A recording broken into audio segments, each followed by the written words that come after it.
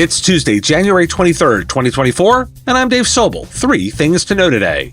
The IT and business services market is on the cusp of a rebound, some insights from ISG Research. Nightshade and Glaze, University of Chicago's tools to protect AI data integrity, and Channel Turmoil, Broadcom cuts ties with smaller VMware partners. This is the business of tech. With all the standards out there like NIST, syscontrols, Australia Essential 8, UK Cyber Essentials, GDPR, GLB, you might feel overwhelmed. Where do you start? Gerard Joswick, Senior Director of Legal and Compliance and Skykick's Data Privacy Officer, will share the dynamic landscape of cybersecurity standards, trends that have emerged, and how they've reshaped organizations' approach to regulatory adherence and risk management. You'll get a basic understanding of key cybersecurity and privacy standards in various geographies to help you assess the security and data protection needs of your customers. This will help streamline your practice and increase customer loyalty.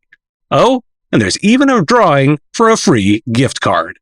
January 25th, 3 times across 3 time zones, and link to register in the show notes.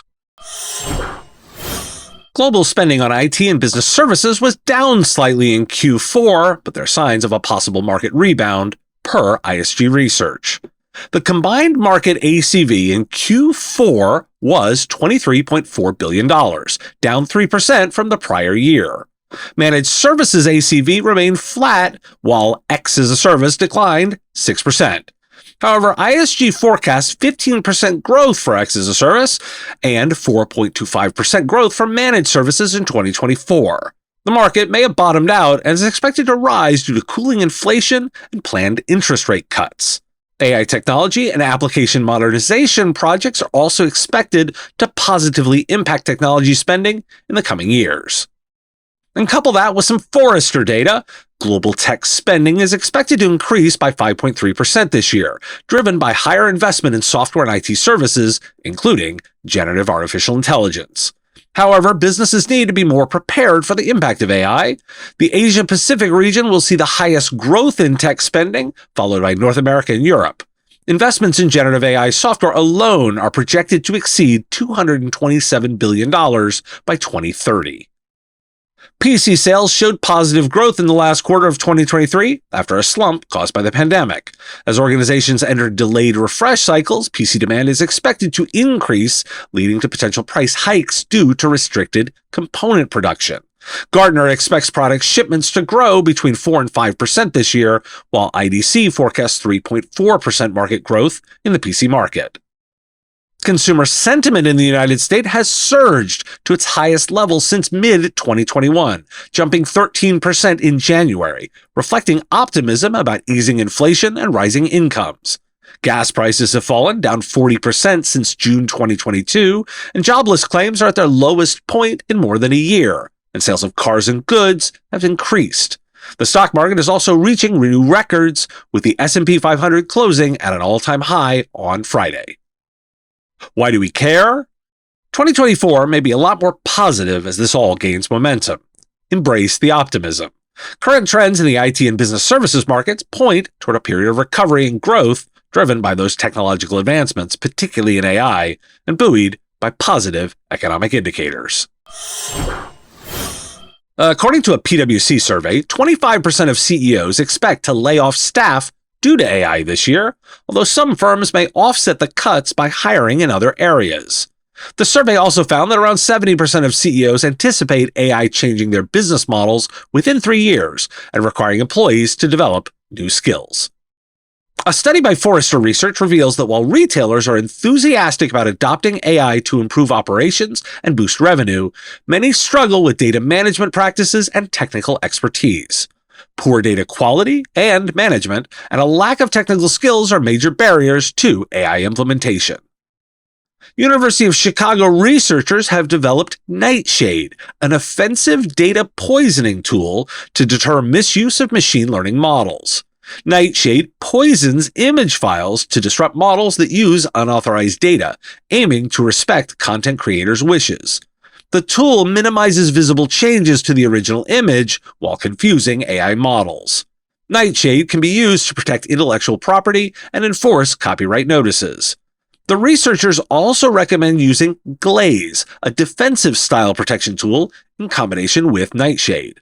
Nightshade aims to increase the cost of training on unlicensed data, encouraging model developers to pay artists for their uncorrupted data.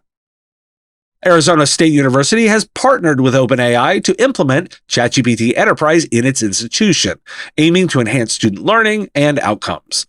ASU will invite faculty and staff to submit innovative uses of ChatGPT in student success, research, and organizational processes. The collaboration addresses concerns about privacy and security, with ChatGPT Enterprise designed to provide enterprise-grade security. Why do we care? I'm not convinced that AI will drive the layoffs. I think this is an excuse to do layoffs.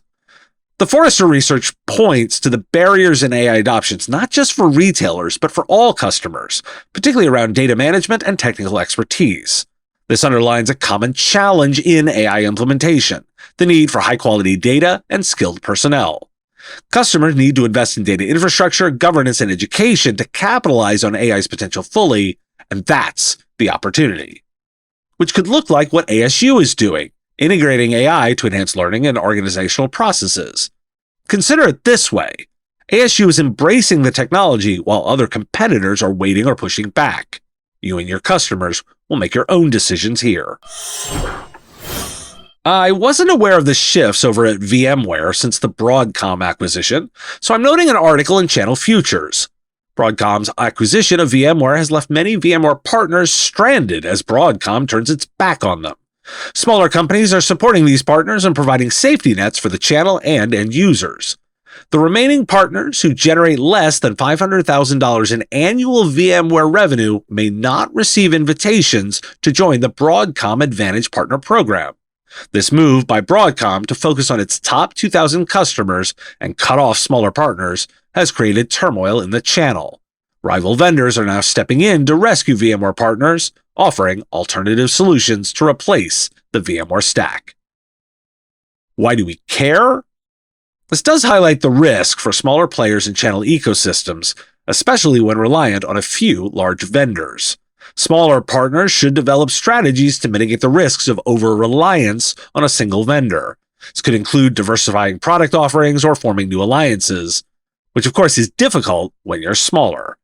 Managing your vendor risk is part of the requirements in today's market. Thanks for listening. Today is National Pie Day. It's also International Sticky Toffee Pudding Day, which is just fun to say. Got a comment, a question, or a thought on one of the stories? Put it in the comments if you're on YouTube, or reach out on LinkedIn if you're listening to the podcast. Talk to you again tomorrow. The Business of Tech is written and produced by me, Dave Sobel, under ethics guidelines posted at businessof.tech. If you like the content, please make sure to hit that like button and follow or subscribe. It's free and easy and the best way to support the show and help us grow. You can also check out our Patreon, where you can join the Business of Tech community at patreon.com/MSP Radio, or buy our Why Do We Care merch at businessof.tech. Finally, if you're interested in advertising on the show, visit mspradio.com/engage. Once again, thanks for listening to me, and I will talk to you again on our next episode of The Business of Tech. Part of the MSP Radio Network.